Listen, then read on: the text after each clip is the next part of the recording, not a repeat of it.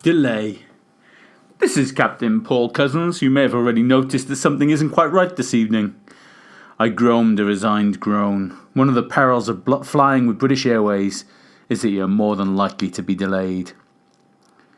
Because of the mist that is around the Heathrow area, the captain continued, we've been advised by air traffic control that we'll not be able to take off for another 45 minutes.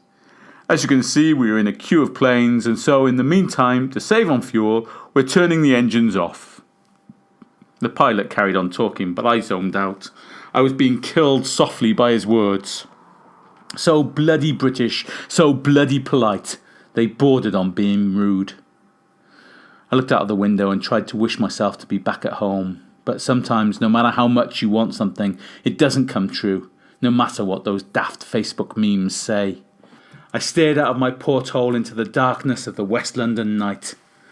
But airports are never dark, and the light shone brightly in the clear evening sky. I watched a plane in the distance, its lights growing brighter until it loomed out of the night sky and bounced down onto the tarmac. This was then repeated and repeated as planes dropped from the sky. What had the pilot said? Mist in the Heathrow area. What mist? I could see all things bright and beautifully for as far as my short-sighted eyes could see. There was no mist. What my eyes couldn't see was the queue of planes that the pilot had spoken about. Because there was no queue, just an old aircraft hangar and a few derelict buildings. Something was odd.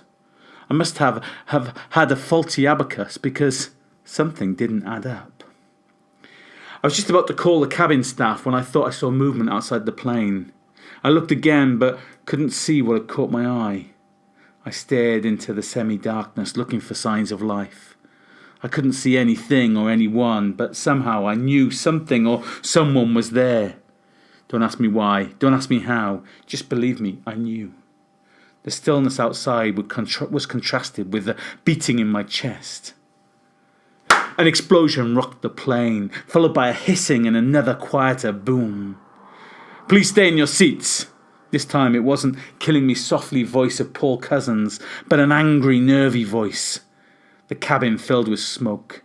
This is the mist they were talking about, I thought.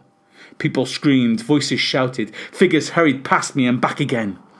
Within seconds the smoke began to ease and the cabin crew ushered us towards the overwing emergency exits, where slides had been inflated and readied for our use.